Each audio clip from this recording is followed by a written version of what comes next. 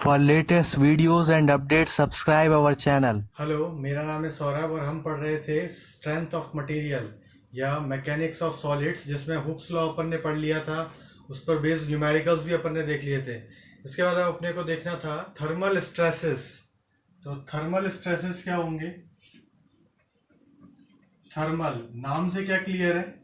नाम से क्लियर है कि इसमें टेम्परेचर टेम्परेचर अपने को चाहिए, तो इसे टेम्परेचर स्ट्रेस भी बोल सकते हैं।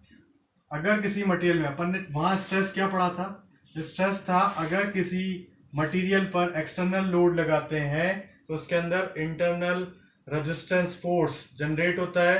वो इंटरनल रेजिस्टेंस फोर्स एरिया के साथ डिवाइड लगता है तो क्या बन जाता है? स्ट्रेस। ऐसे ही थर्मल स्ट्रेस क्या बनेगा? अगर इसको गर्म करें और इसके अंदर इंटरनल रेजिस्टेंस जनरेट हो जाए फोर्स, तो उसके अंदर कौन सा स्ट्रेस आ जाएगा? Thermal stress. अगर इसे गर्म करते हैं या ठंडा करते हैं, मतलब टेम्परेचर चेंज करते हैं इस मटेरियल का, तो अगर अपन गर्म करते हैं और ये मटेरियल अगर साइज में बढ़ जाता है तो इसको अपन क्या बोलेंगे? Free expansion. Free expansion. और अगर ये कॉन्ट्रैक्ट हो जाता है तो फ्री कॉन्ट्रैक्शन। फ्री एक्सपेंशन और कॉन्ट्रैक्शन के केस में इसमें इंटरनल रेजिस्टेंस फोर्स जनरेट नहीं होता है, इसलिए इस कंडीशन में कोई स्ट्रेस जनरेट नहीं होगा, यानी कि नो स्ट्रेस या नो स्ट्रेस बोल दो या जीरो स्ट्रेस। किस केस में? फ्री एक्सपेंशन और कॉन्ट्रैक्शन। तो इस केस में कोई स्ट्रेस जनरेट नहीं होता है। तो स्ट्रेस कब जनरेट होगा? स्ट्रेस जनरेट होगा जब इसके एक्सपेंशन और कॉन्ट्रैक्शन को रेस्ट्रिक्ट किया जाए। तो रेस्ट्रिक्ट कैसे करेंगे? इसके दोनों साइड वॉल लगा देते हैं, इसको क्लैंप कर देते हैं इस मटेरियल को, और यहाँ पर हीटिंग देते हैं इसको। क्या कर रहे हैं अपन? हीटिंग। तो हीटिंग से क्या होगा? ये मटेरियल फैलने की कोशिश करेगा। मटेरियल की प्रॉपर्टी पर डिपेंड करता है वो मटेरियल फैलेगा या कांटेक्ट होगा। अगर ये मटेरियल हीटिंग करने पर फैलता है तो ये वॉल इसको क्या करेंगी? रेस्ट्रिक्ट करेंगी। वॉल रेस्ट्रिक्ट करेंगी यानी इसके इलोंगेशन को रोकेंगी। इसका इलोंगेशन रोकेंगी यानी किस तरह का फोर्स लगा रही है? दीवार इस पर पुल टाइप का फोर्स लगा रही है। ठीक है, दीवार लगा रही है पुश टाइप का फोर्स। तो ये हो जाएगा अपने पास कंप्रेसिव स्ट्रेस। स्ट्रेस तभी आएगा जब इसके एक्सपेंशन और कॉन्ट्रैक्शन को रेस्ट्रिक्ट किया जाए। ठीक है, उसके बाद अगर इसको क्या कर दें अपन? कूल कर दें, यही बार है, और इसकी अपन कर रहे हैं कूलिंग करने पर ये कांटेक्ट होगा, लेकिन अपन ने क्लैंप कर रखा है, रेस्ट्रिक्ट कर रखा है, तो ये क्या करेगा? इसको पुल करेगा। इसमें पुश फोर्स लग रहा है जो क्या कर रहा है? इसको कंप्रेस कर रहा है, और ये क्या कर रहा है? इसको एलांगेट्स। कांटेक्ट होने की कोशिश कर रहा है, लेकिन इसने इसको क्या कर रखा है? होल्ड कर रखा है। तो किस तरह डायरेक्शन में फोर्स लगा रखा है इस वॉल ने? इसने लगा रखा है, ये वॉल बोल दो या क्लैंप बोल दो, इसने बाहर की तरफ फोर्स लगा रखा है। कौन सा स्ट्रेस लाएगा ये इस पर? Tensile stress. ये तो बात हो गई इसकी थ्योरी, थर्मल स्ट्रेस होता क्या है और किस तरीके से जनरेट होता है। इसके बाद इसका मैग्नीट्यूड अपन देखेंगे, लेकिन सबसे इंपॉर्टेंट क्वेश्चन क्या है? नो स्ट्रेस फ्री एक्सपेंशन और कॉन्ट्रैक्शन के केस में होता है। जनरली क्वेश्चन दिया हुआ होता है कि अगर मटेरियल को हम गर्म करेंगे 50 डिग्री से 80 डिग्री पर या 100 डिग्री पर, तो बताओ उसमें कितना थर्मल स्ट्रेस आएगा। जब तक वो बोले नहीं कि इसकी रेस्ट्रिक्ट किया हुआ है, इसका एक्सपेंशन रोका हुआ है, तब तक इसमें कोई स्ट्रेस जनरेट नहीं होगा। अगर फ्री एक्सपेंशन और कॉन्ट्रैक्शन है तो कोई स्ट्रेस जनरेट नहीं होगा। हाँ, अगर रेस्ट्रिक्ट करते हैं तो कंप्रेसिव भी जनरेट हो सकता है और टेंसाइल भी। इसके बाद इसमें जो ये एक्सपेंशन हुआ है, ठीक है, एक्सपेंशन हुआ है, तो ये एक्सपेंशन कितना है, थर्मल स्ट्रेस कितना है, स्ट्रेन कितना है इसके अंदर, इसको अपन कैलकुलेट कर सकते हैं आसानी से। इसको जितना ज्यादा अपन गर्म करेंगे उतना ज्यादा ये मटेरियल क्या होगा? एक्सपेंड होगा। तो अपन बोल सकते हैं इसकी शेप चेंज कैसे होगी? जितना ज्यादा इसको अपन टेम्परेचर देंगे उतनी ज्यादा इसकी शेप चेंज होगी, और शेप चेंज को अपन बोलते हैं स्ट्रेन। तो इसका थर्मल स्ट्रेन जो होगा एप्सिलॉन टी, वो प्रोपोर्शनल होता है सीधा सीधा किसके? टेम्परेचर चेंज के। जितना ज्यादा टेम्परेचर चेंज उतनी शेप चेंज। और जैसे ही अपन ये प्रोपोर्शनलिटी का साइन हटाते हैं तो एक कांस्टेंट लगाते हैं, ये हो जाएगा अल्फा। ये प्रोपोर्शनली का साइन है और ये अल्फा, अल्फा डेल्टा टी। तो एप्सिलॉन टी का अपने पास फॉर्मूला आ गया, क्या हो गया, अल्फा डेल्टा टी। अल्फा क्या है यहाँ पर अल्फा हो जाएगा coefficient of thermal expansion, coefficient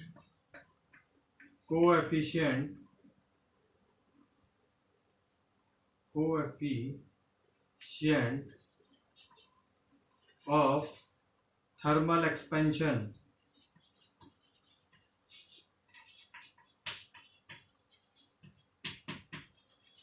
delta T क्या है, टेम्परेचर डिफरेंस है अपने पास। डेल्टा टी क्या है, टेम्परेचर डिफरेंस। उसके बाद अगर अपन एप्सिलॉन टी कैलकुलेट कर लिया तो अपन कैलकुलेट कर सकते हैं कितनी इसकी लेंथ बढ़ सकती है जो इन्होंने रेस्ट्रिक्ट करी है, या कितनी लेंथ इसकी कांटेक्ट हो सकती है जो इन्होंने होल्ड कर ली है, रोक ली है अपनी। तो अपन जानते हैं epsilon T is equal to कितना होता है, डेल्टा एल अपॉन एल। तो वैल्यू हो जाएगी अपने पास अल्फा डेल्टा टी, और delta L change in length अपने पास आ गया alpha delta T into L. ये अपने पास इसकी लेंथ में कितना चेंज आ सकता है वो आ गया अपने पास डेल्टा एल। ऐसे ही एक और टर्म क्या कैलकुलेट होगी, थर्मल स्ट्रेस, जो अभी तक कैलकुलेट नहीं करी है। हम जानते हैं हुक्स लॉ से, using Hooke's law, Hooke's law क्या होता है, Hooke's law sigma is equals to E epsilon.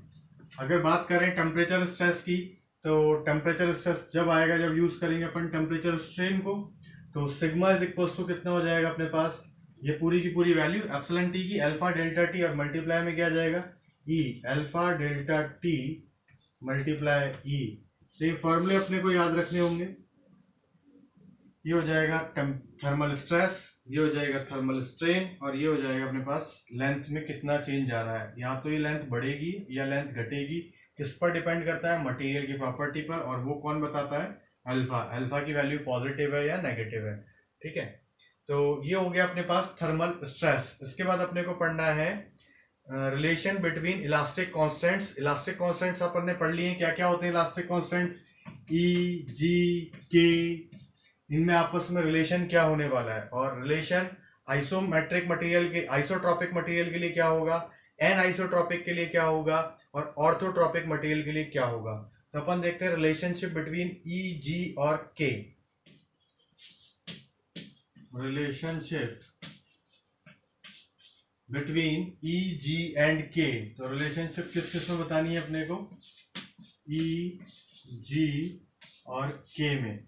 ये रिलेशनशिप का कोई डेरिवेशन अपने को याद नहीं रखना है, केवल अपने को रिलेशनशिप डायरेक्ट इक्वेशन याद होनी चाहिए। और क्या होती है आइसोट्रॉपिक मटेरियल के लिए, E is equals to 2G 1 plus mu equals to 3K 1 minus 2 mu.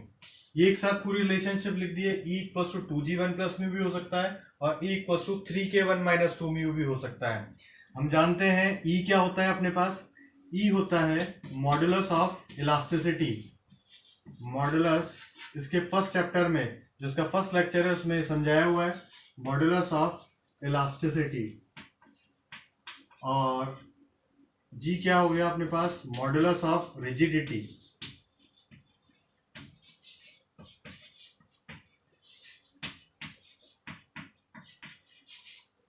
उसके बाद K बल्क मॉडुलस। इस रिलेशन में E का G के साथ, E का K के साथ रिलेशन है, लेकिन म्यू भी आ रहा है। अगर अपन इस म्यू को एलिमिनेट कर दें तो E का केवल G और K के साथ जो रिलेशन होगा वो क्या हो जाएगा, E is equal to 9kg upon 3K plus G। इसको अपने को डायरेक्ट याद रखना है, कोई डेरिवेशन याद नहीं रखना है, ठीक है। ये केवल अपने को डायरेक्ट रिलेशन याद होने चाहिए। इसी के साथ में भी लिख सकते हो यहीं पर 9kg upon 3K plus G। तो ये पूरी की पूरी एक वैल्यू अपने को याद होनी चाहिए। कुछ भी मिसिंग दे सकते हैं वो, E और G दे दिया, म्यू मिसिंग दे दिया, G म्यू दे दिया, E मिसिंग दे दिया, या G और K दे रखा है अपने से, E पूछा हुआ है, तो अपन इस फॉर्मूले से कैलकुलेट कर देंगे। अब एक और इम्पॉर्टेंट क्वेश्चन इसमें रहता है, आइसोट्रॉपिक मटेरियल के लिए कितने इलास्टिक कांस्टेंट्स इंडिपेंडेंट होते हैं, मतलब कितनी वैल्यूज से ये सभी इलास्टिक कांस्टेंट्स की वैल्यू कैलकुलेट की जा सकती है। तो ऐसे क्वेश्चन की जो टाइप है वो है 3। किस किस के लिए पूछ लेते हैं, एक पूछ लेते हैं आइसोट्रॉपिक मटेरियल के लिए। आइसोट्रॉपिक मटेरियल में टोटल कितने इलास्टिक कांस्टेंट पढ़ेंगे अपन, इसमें हो जाएंगे टोटल 4, ई जी के और म्यू, टोटल हो गए 4। और इंडिपेंडेंट कितने होते हैं इसमें, इंडिपेंडेंट कितने होते हैं, इंडिपेंडेंट होते हैं 2। केवल कोई से भी 2 इलास्टिक कांस्टेंट्स की वैल्यू अपने को मिल जाएंगी, तो बाकी दोनों की बची हुई की वैल्यू भी अपने पास आ जाएंगी। तो इंडिपेंडेंट कितने हैं अपने पास इसमें 2। क्वेश्चन होगा आइसोट्रॉपिक मटेरियल के में कितने इलास्टिक कांस्टेंट इंडिपेंडेंट होते हैं, तो 2। एक और क्वेश्चन होता है an isotropic material. An isotropic material क्या होता है, आपको आइसोट्रॉपिक मटेरियल पता है तो एन आइसोट्रॉपिक मटेरियल पता होगा। आइसोट्रॉपिक मटेरियल वो होता है ऐसा मटेरियल जिसकी प्रॉपर्टी सभी डायरेक्शन में क्या हो, सेम हो, मतलब बदले ना वो, चाहे किसी भी डायरेक्शन में अपन चले जाएं प्रॉपर्टी क्या रहे उसकी, सेम रहे। एन आइसोट्रॉपिक मटेरियल में हर डायरेक्शन में प्रॉपर्टी अलग हो सकती है। प्रॉपर्टी की बात करें तो ई, ये भी क्या है, मटेरियल की प्रॉपर्टी है, हर मटेरियल के लिए ई की वैल्यू अलग होगी। तो ई का मान अगर हर डायरेक्शन में अलग अलग आ रहा है तो वो क्या हो जाएगा, एन आइसोट्रॉपिक मटेरियल। और एन आइसोट्रॉपिक मटेरियल में टोटल कितने होते हैं वैल्यू, ये होती है 36, जिसमें से इंडिपेंडेंट कितनी होती है, इंडिपेंडेंट होती है 21। तो ये भी अपने को ये डायरेक्ट पूछने वाला क्वेश्चन है कि टोटल कितना है, इंडिपेंडेंट कितना है। एन आइसोट्रॉपिक मटेरियल के लिए पूरा टेंसर होता है 36 एलिमेंट्स का, उस वो 36 एलिमेंट्स में केवल 21 ही इंडिपेंडेंट होते हैं। ठीक है, ये अगर पहले पढ़ा हुआ हो तो ऐसा ध्यान होगा। इस तरीके से स्ट्रेस टेंसर बन जाएगा, 36 क्वांटिटी होंगी उसमें, 6 ऊपर, 6 की रो, 6 की कॉलम, ये पूरा का पूरा डायगोनल, पूरा इंडिपेंडेंट, सारी वैल्यू अलग, जो वैल्यू यहाँ ऊपर रहती है वही वैल्यू नीचे सेम रहती है, इसलिए अपन एक साइड की वैल्यू को काउंट नहीं करते हैं। और कितनी आ जाती है टोटल 21। अगर ये इसको और समझना हो तो कमेंट सेक्शन में लिख दें।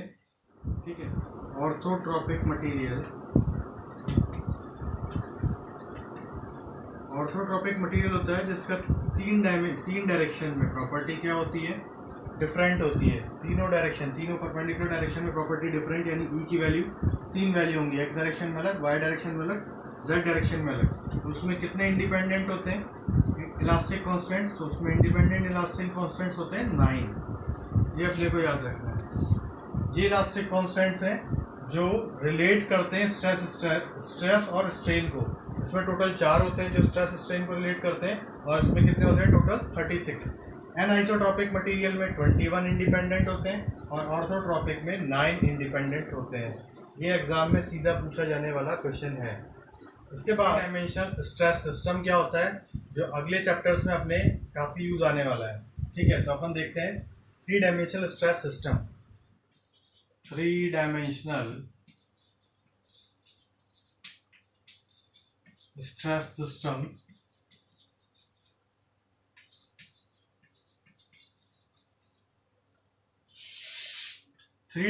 स्ट्रेस सिस्टम क्या होगा, तीनों डायरेक्शन एक्स वाई जेड उसमें स्ट्रेस लगे होंगे और उससे स्ट्रेन क्या कैलकुलेट होने वाला है वो देखना है अपने को।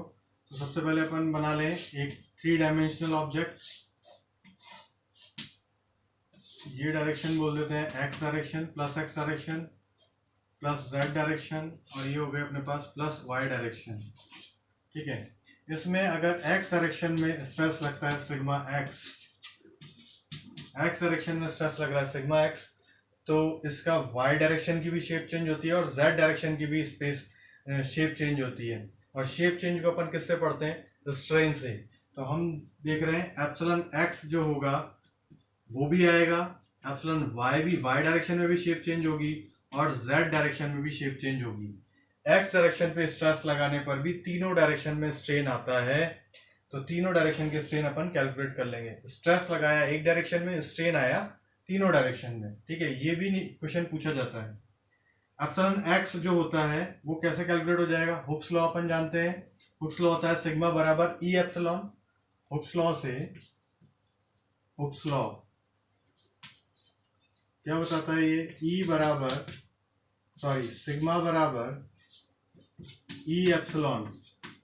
ठीक है, तो एप्सिलॉन बराबर कितना हो जाएगा? सिग्मा अपॉन ई, तो सिग्मा एक्स अपॉन ई। एक टर्म अपन पढ़ चुके हैं, Poisson's ratio. Poisson's ratio lateral strain को कैलकुलेट करने के काम आती है। अगर अपन एक्स डायरेक्शन में फोर्स लगा रहे हैं तो वाई डायरेक्शन और जेड डायरेक्शन क्या हो गई? एक्स के लिए लेटरल डायरेक्शन हो गई, लेटरल डायरेक्शन बोल दो या ट्रांसवर्स डायरेक्शन बोल दो। तो वाई और जेड डायरेक्शन में स्ट्रेन किसकी हेल्प से कैलकुलेट होगा? Poisson's ratio. तो पॉइजन्स रेशियो क्या होता था? पॉइजन्स रेशियो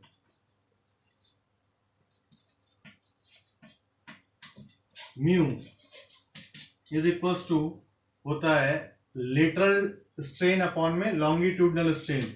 या तो एप्सिलॉन वाई बोल दो अगर एक्स की बात हो रही है, या फिर वो हो सकता है एप्सिलॉन जेड अपॉन में एप्सिलॉन एक्स। लेटरल वाला स्ट्रेन ऊपर आएगा और लॉन्गिट्यूडनल स्ट्रेन किधर आएगा? नीचे की तरफ आएगा। तो एप्सिलॉन वाई की वैल्यू कितनी हो जाएगी? म्यू मल्टीप्लाई में एप्सिलॉन एक्स, म्यू मल्टीप्लाई में एप्सिलॉन एक्स, एप्सिलॉन वाई की वैल्यू हो जाएगी। और म्यू और एप्सिलॉन एक्स दोनों मल्टीप्लाई हो जाएंगे तो क्या बन जाएगा? Epsilon Y. एप्सिलॉन एक्स ये रहा अपने पास, mu into epsilon X, mu into epsilon X, और एप्सिलॉन एक्स की वैल्यू यहाँ से लिख रहे हैं अपन सिग्मा एक्स अपॉन ई। ऐसे ही एप्सिलॉन जेड की वैल्यू कितनी हो जाएगी? Mu into epsilon X, mu sigma X upon E. ठीक है, इसमें ये डायमेंशन तो क्या होती है? बढ़ती है, और ये दोनों डायमेंशन क्या होती है? घटती है। तो अपन यहाँ पर क्या लगा दें? Negative sign, negative. सेम जैसे सिग्मा एक्स कैलकुलेट किया है वैसे ही सिग्मा वाई। न्यूमेरिक ये अपने फॉर्मूले निकालने के लिए एक बार भूल जाएंगे अपन कि सिग्मा एक्स लगा रखा है अपन ने। सिग्मा वाई देख लेते हैं। सिग्मा वाई अगर डायरेक्शन में स्ट्रेस लगाएंगे तो ये डायरेक्शन में तो डायमेंशन बढ़ जाएगी, और दोनों डायरेक्शन एक्स और जेड में क्या हो जाएगी? कम हो जाएगी। तो वाई डायरेक्शन में तो कितना आ जाएगा? प्लस के सिग्मा अपॉन ई प्लस के, और दोनों डायरेक्शन क्या हो जाएंगी? उसमें सब्ट्रैक्शन हो जाएगा, शेप कम हो रही है, साइज कम हो रही है। तो वैल्यू कितनी हो जाएगी अपने पास? इसी फॉर्मूले से mu equals to epsilon Y upon epsilon X होता है। इस बार क्या हो रहा है? वाई डायरेक्शन में अपन स्ट्रेस लगा रहे हैं, तो लॉन्गिट्यूडनल वाली डायरेक्शन क्या होगी? इनको भूल जाएंगे। लॉन्गिट्यूडनल क्या हो जाएगा? वाई। तो लेटरल क्या हुआ वाई के लिए? एक्स और जेड। तो यही फॉर्मूला म्यू का क्या हो जाएगा? म्यू का फॉर्मूला हो जाएगा, लेटरल कौन सी हो जाएगी इस बार? एक्स भी लेटरल है और जेड भी लेटरल है, और लॉन्गिट्यूडनल कौन सी हो जाएगी? वाई हो जाएगी। तो इस तरीके से लेटरल अपॉन में लॉन्गिट्यूडनल। तो अपने पास एप्सिलॉन एक्स कितना हो जाएगा? म्यू एप्सिलॉन वाई, और एप्सिलॉन जेड भी कितना हो जाएगा? Mu epsilon Y. तो वैल्यू अपने पास आ जाएंगी माइनस के mu sigma Y upon E, और यहाँ भी माइनस के mu sigma Y upon E. Same इसी तरीके से अगर जेड डायरेक्शन में अपन स्ट्रेस लगा देते हैं सिग्मा जेड, तो वैल्यू हो जाएगी इस डायरेक्शन में पॉजिटिव और इस डायरेक्शन में नेगेटिव। ये हो जाएगी सिग्मा जेड अपॉन ई, बिल्कुल सिमिलरली इसी के तरीके से। और ये हो जाएगा अपने पास mu sigma Z upon E, और ये भी हो जाएगा म्यू सिग्मा जेड अपॉन ई। तो ये आ गया अपने पास तीनों डायमेंशन का स्ट्रेस सिस्टम। तीनों स्ट्रेस के कारण जो भी एक्स डायरेक्शन में चेंज आएगा वो इनके समेशन से कैलकुलेट हो जाएगा। वाई डायरेक्शन में चेंज पॉजिटिव आए चाहे नेगेटिव आए, इनका सम आएगा। नेगेटिव आता है टोटल, तो अपने पास मैग्नीट्यूड क्या पता चल जाएगा? वाई डायरेक्शन में वैल्यू क्या हो रही है? शेप क्या हो रही है? कम हो रही है, साइज की कम हो रही है। एप्सिलॉन जेड में भी ऐसा ही है। तो एक्स वाई जेड सेपरेट अपन कैलकुलेट कर सकते हैं अगर तीन डायमेंशन का स्ट्रेस लगता है। एक्स वाई जेड कैलकुलेट करने के बाद एप्सिलॉन स्ट्रेन में ही होता है एप्सिलॉन वी, जिसकी वैल्यू होती है X plus Y plus Z. तो epsilon X plus Y plus Z, इसकी वैल्यू अपने पास क्या आ जाएगी? इन तीनों का सम। अगर अपन इन तीनों को सम करें, इन तीनों का सम कर दें, तो ये प्रॉपर ये तो सेम है, इसमें 1/e कॉमन आ जाएगा, sigma X plus sigma Y plus sigma Z. ठीक है, और ये टर्म दो बार है, ये 2 बार, ये 2 बार और ये 2 बार। इन सबको ऐड करके कॉमन लेके मैं एक साथ लिख देता हूँ। चाहो तो उसको धीरे धीरे सॉल्व करके देख सकते हो, नहीं आया तो कमेंट सेक्शन में लिखना, मैं बता दूंगा। ये हो जाएगा sigma X upon 1 minus 2 mu upon ई सिग्मा एक्स। ये फॉर्मूला भी सबसे ज्यादा काम आता है, सारे फॉर्मूले याद रह जाते हैं और ये वाला फॉर्मूला मिस हो जाता है। ये आ गया अपने पास वॉल्यूमेट्रिक स्ट्रेन।